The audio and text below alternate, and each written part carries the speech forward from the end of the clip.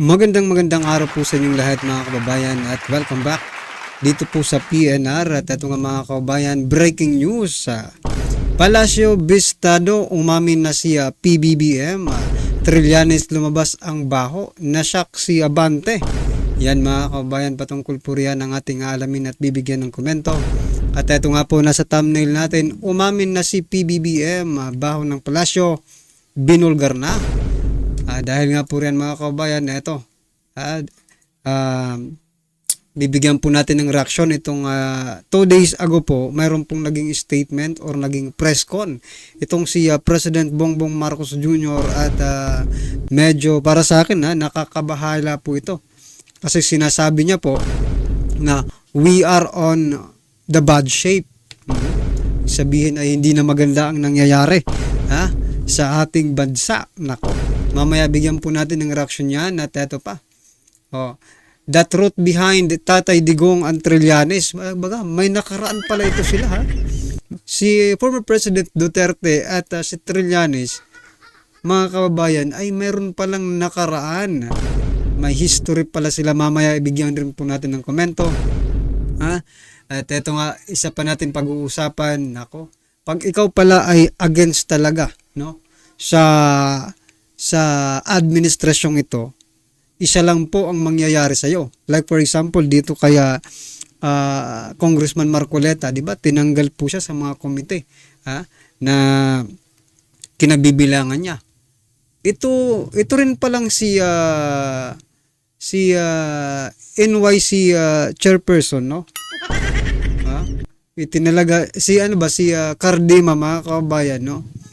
Ay tinanggal rin pala. Mamaya mga kababayan, at hindi lang yan, ito pa, si Attorney Glenn Chong, no?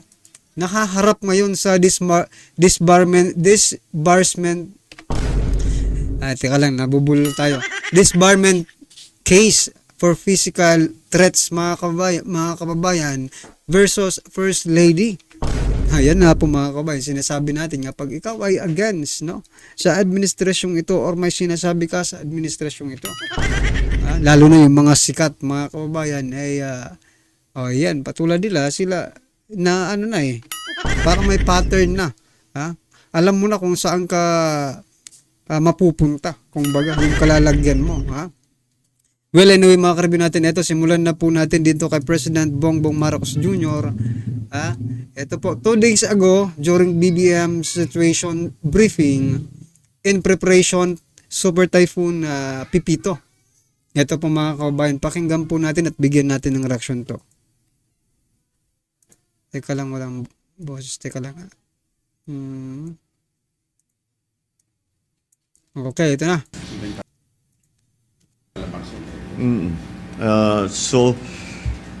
And then there's also the damage already that has been done to our flood control, our flood control in infrastructure. So yan mga kababayan, napapag-usapan na naman po, no, sa press con dito kung kumusta na yung mga flood control projects. Sabi po ni President Bongbong Marcos Jr. ay grabe po ang damage ng ating flood control projects, no? So we really have to do a little extra here.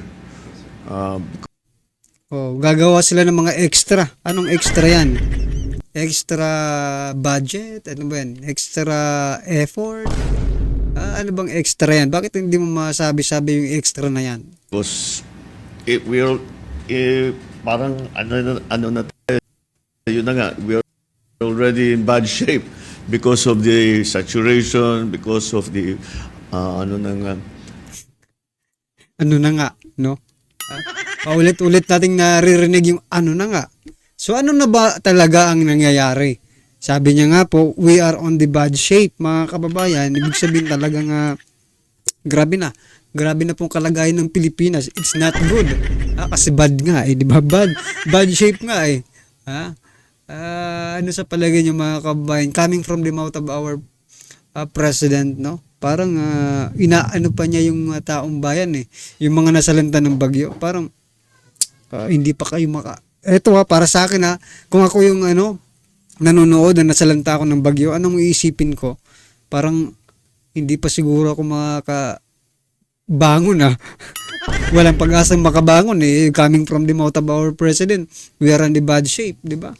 Sana po minsan marinig natin ang ating pangulo na magsasalita to encourage fighting lang yung to encourage the tayong mga nasalanta ng bagyo na lumaban lang, di ba? Kahit nahihirapan, lumaban lang. Pero dito parang instead na lumakas yung loob mo, parang maaapektuhan ka pa sa sinasabi ng pangulo. The damages that has been done not only to our infrastructure but to private homes, to other structures. So yan mga kababayan, ano po ang inyong reaction dyan? I-comment nyo na lang po. We are on the bad shape na, sabi po ng ating Pangulo, no? So i-comment nyo na lang po. Yan, sinishare lang po natin. At least alam nyo po yung sinasabi ng ating Pangulo. Patungkol po ito sa mga bagyo, flood control projects, mga kababayan, na pag-usapan, pero grabe daw ang damage. Okay? At ito na mga kababayan, ito po yung pangalawa natin pag-uusapan. Itong si Trillanes pala, the truth behind Tatay Digong and Trillanes. Aba, ito pakinggan po natin. Loko talaga ito si Trillanes. Ito, pakinggan po natin. Balik po itong ating kwentuhan with the President. Sir, a lot of people are asking, ano raw ho ba talaga, bakit ganun na lamang kagalit po ni Senador Antonio Trillanes sa iyo at sa iyong pamilya? So bago po natin pakinggan yan, mga kababayan, ito po yung host ang host po dito na si Erwin Tulfo, mga kababayan, no? So siya, alam niya po rin yung mga ginawa ng ating dating Pangulong Duterte. But ngayon po ay nasa side po siya ni President Bongbong Marcos Jr. Isa po siya sa hindi natin iboboto. Bakit? Nandun po siya sa kabila Nandun po siya sa administrasyon na kahit alam niya na kung anong ginawa ni dating Pangulong Duterte, yung bill, ibinalita niya pa, no? Gusto ko lang i-share mga kababayan kasi kumakandidato po siya bilang senador. So yan ano po to, mangga rin po to, mangga. Ito, pakinggan na po natin. What happened? Hindi po kasi alam ng mga kababayan ho natin na sarili biglang nagngangaw. Akala mo natin gusto niya ang balita noon, gusto niya maging vice presidente mo, hindi po natuloy yun. Tapos after that talagang sunod-sunod na yung banat hanggang ngayon, damay na yung mga anak mo dahil sa... was there something na happened? So si Trillanes, ito? Salbahe na tao. Salbahe talaga to. He takes it personal kasi believe masyado sa sarili. One night before the election, tumawag siya. Hindi ko ito kilala itong... Ayaw ko magipakita dito sa mga ganitong klaseng tao na magpahambog na muti-muti na talawan pala. Pagka ganun ka, magpakamatay ka sa prinsipyo mo, sus. Tapos ito siya, gusto niya akong kosa, pumunta ako sa Lindel. Ito yung picture, the only picture that I have with him. Kinausap niya ako na gusto niya mag-vice presidente sa akin. Sabi ko, ayaw ko. Ano ho ang naging reaksyon niya, sir, nung tinanggihan niyo na makatandem niyo siya sa vice president? So yan mga kababayan, ako, ang taas pala ng pangarap nitong si Trillanes, no? Ngayon ko lang din nalaman ito, itong balitang ito na gusto palang maging vice president ni Trillanes kay Tatay Digong. Ano na lang kaya ang mangyayari kung si Trillanes ang naging vice president Tatay Digong, diba? Nako, ang taas talaga ng pangarap ni Trillanes, no? At dahil sa pangarap niyang yan, kahit napapahiya na siya, kahit parang nagmumukha na siyang tanga sa harap ng taong bayan, ay sige lang. Hindi natin alam, baka sa 2028 tumakbo itong vice president, no? Kanino kayang vice president tatakbo ito? Bakit ang baluslos? Well, anyway, wala rin naman pag-asa kahit tumakbo siyang Vice President. Ang gusto ko lang i-point out dito, mga kababayan, may ganito palang istorya, no? Matampuhin pala itong si Trillanes, ano? Kapag hindi mo na pagbigyan ay talagang titirahin ka. Parang buti na lang talaga, no? At hindi pinayagan o hindi pumayag itong si sino ba naman ang tangang papayag na maging vice presidente? Itong si Trillanes, di ba? Ano pong inyong opinion dyan? I-comment nyo na lang po, mga kababayan. At eto na nga, eto pa, dahil nga sa mga nangyayari, no, naiisip natin na parang may pattern talaga. For example, no, ito kailangan din mag-ingat dito si si Representative Drexy Cardima. Kasi baka mangyari sa kanya yung nangyari dito kay representative din to, 'di ba? Si Ronald Cardima, mga kababayan. At saka doon kay Congressman Marcoleta, na kung saan pinagtatatanggal tinanggal sa kanilang mga komite. Ito naman si Cardima, tinanggal po bilang chairperson. Nako, ito pakinggan po natin, Kapag talagang ikaw ay kumakalaban, kumukontra, at nagsasabi ka ng katotohanan, you are against the government, you are against the administration, ito po, ito pong mangyayari sa'yo. Marcos loyalist kami ni Congresswoman Cardema.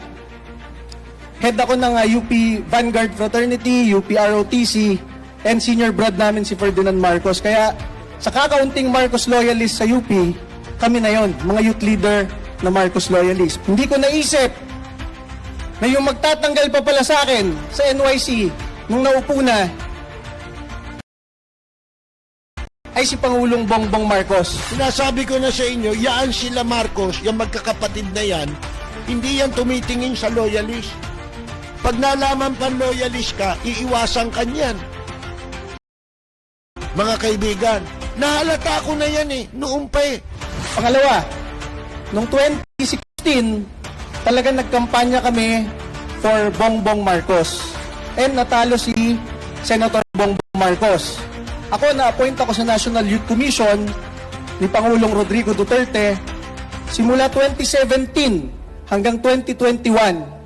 Lahat ng activities namin sa National Youth Commission, talagang ang guest of honor si dating Senador Bongbong Marcos. Tulong ko na lang sa idol ko na hindi nakaupo bilang Vice President. Ang importante sa kanila paano ba tayo yayaman? Alam naman ninyo, ang pakay nila maibalik ang mga nawala sa kanila. Nako, grabe pala, mga kababayan, ang mga revelasyon ni dating or ni late Caper Silapid, no? Mukhang totoo lahat ang sinasabi niya, di ba? Ni Caper Silapid, mga kababayan. Ulit, sige, i-search niyo nga yung mga ni Caper si. Talaga na, tama talaga si Caper si. Parang nangyayari na yung mga sinasabi niya. Ano ba ito, manghuhula? Nung nabubuhay pa, hindi. May basyan kasi siya, mga kababayan, kung bakit niya nasasabi yon, di ba? Ang dami niya pong sinasabi na mukhang nagkakatotoo na po ngayon. Ay, nako. Ito pang isa, mga kababayan, Pag ikaw talaga ay against sa administrasyong ito pong mangyayari sa'yo, dahil nga po, sa pagbabatikos ni Atty. Glenn Chong dito kaya First Lady, ito Atty. Glenn Chong faces disbarment case for physical threats. Yan, physical threats versus First Lady. Anong masasabi niyo? Ito na po yung sinasabi kong pattern, no? Pag against ka, may mangyayari sa'yo, may kalalagyan sa'yo. Naku, wag naman po sana mangyari sa atin kasi wala tayong pamasahe papunta sa kanila Tayo po ay nagre-react lamang sa mga balitang lumalabas. Kaya nga Pinas News Review tayo Review lang tayo ng review. Well, anyway, mga kababayan, basta nasa tama lang, no? Sila Atty. Glenn Chong, I think nasa tama rin naman po sila. Panig po sila sa katotohanan. Yun nga kaya kay Representative Drexy Cardima, di ba? Diyan sa Congress. Bakit naman ganun? Dahil ba nagsabi siya ng totoo? Ay pinakita niya dito sa mga uugod-ugod na mga ng mga congressman, 'di ba, yung mga veterans. Pinakita niya kung ano yung tama para sa kanya, ha? At para sa bayan. Yun kasi yung nakikita ng taong bayan, tama. Ngayon, may mga nagko-comment na mag-ingat ka daw, ato ay Representative Cardima kasi Congresswoman Cardima kasi baka mangyari sa iyo yung nangyari kaya Congressman Marcoleta na pinagtatanggal sa mga komite. Yan mga kababayan. Ano po ang inyong reaction dyan? I-comment nyo na lang po. At ito mga karibin natin, patungkol naman po ito kaya Representative Abante Atras. Ito na po, pakinggan po natin at bigyan natin ng reaction to. Ito ang nakakagulat. Viral na trending ngayon sa mundo ng social media ang di umano'y balitang sadyang totoo talaga ang kasabihan na walang baho ang hindi aalingan sa o kasinungalingan di umano ng 6th District Representative na walang iba kundi si Congressman Benny Abante, binasag na sa publiko ng marami sa ating mga kababayan. Mga ilang miyembro ng Baptist Church kumilos na at binasag na ang katahimikan at tila tahasang sinampal ng buong katotohanan ng Manila 6th District Representative na si Congressman Benny Abante. Pero bago ang lahat mga kapinas, kung bago ka pa lamang sa channel namin ay huwag mong kalimutang mag-subscribe at pakiclick na rin ang notification bell para mas maging updated ka pa lalo sa lahat pa ng bagong videos na i-upload namin. At yun nga mga kapinas, matapos nila ipalabas sa Manila 6th District Representative na si Congressman Benny Abante na marami di umano sa kanyang Baptist community members ang bumoto sa dating Pangulong Rodrigo Roa Duterte sa nagdaang eleksyon taong 2016 na tila may panunumbat sa dating Pangulong Duterte na kaya daw wag daw murahin ng dating Pangulong Rodrigo Roa Duterte ang Manila 6th District Representative na si Congressman Benny Abante. Pero sa kanyang opening statement kahapon sa isinagawang pagdinig ng Quad Committee ng Kongreso ay napag-alaman ng marami sa ating mga kababayan at nabunyag sa mundo ng social media na di umano'y ubod pala ng kasinungalingan ng pastor na ito. Dahil kung ang ating babalikan na naging post online ng kongresistang si Benny Abante noong April 11, 2016 ay sadyang nabunyag ang katotohanan. Hindi niya pala nasuportahan ng dating Pangulong Rodrigo Roa Duterte at kitang-kita sa kanyang naging post na tanging Bible mode lang ang kanyang susuportahan. At noong nanalo na ang dating Pangulong Rodrigo Roa Duterte noong nagdang eleksyon taong 2016 ay biglang naibang iyip ng hangin. Bigla na lamang nag-claim ng kongresistang si Benny Abante na sinuportahan daw nila umano ang mahigit 6,000 Baptist Church ng dating Pangulong Rodrigo Roa Duterte. Makikita pa nga na So yan mga kababayan, Pastor Bishop Abante. Akala ko ba ikaw ay you are guided with the Bible nyo, di ba? Pero di ba sinasabi po sa Bible na bawal po magsinungaling? Pero bakit kayo po ay nagsisinungaling? No? Bukod po dyan sa sinasabing yan na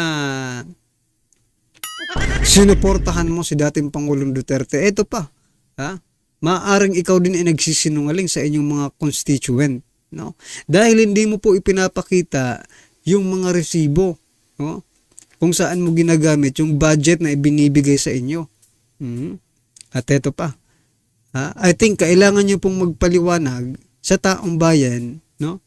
Kung saan ninyo kinukuha yung perang binibili ninyo ng inyong mga mamahaling sasakyan, relo, damit, sinturon, sapatos, at kung ano-ano pa.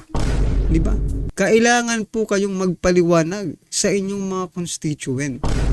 Bilang isang, di ba? Congressman at isang bishop na rin ng inyong church. Di ba? Kailangan nyo pong magpaliwanag. Kasi pinagsasama mo kasi ang religion at saka gobyerno. Hindi po naman po pwede ang ganun. Ngayon, pagsasamahin rin natin, no? Total, dyan naman kayo magaling, o pagsamahin po natin. I-explain nyo nga sa inyong mga constituent at sa inyong mga member ng inyong church, no? Kung paano mo ginamit ang iyong budget, at ang inyong mga, kung paano nyo na-acquire, no? Yung mga mamamahaling ari-arian ninyo, diba? Well, anyway mga kababayan, ano po ang inyong reaksyon, opinion patungkol po sa video ito? I-comment lang po sa baba para at least alam po nating mga kababayan ang inyong opinion. Maraming salamat po.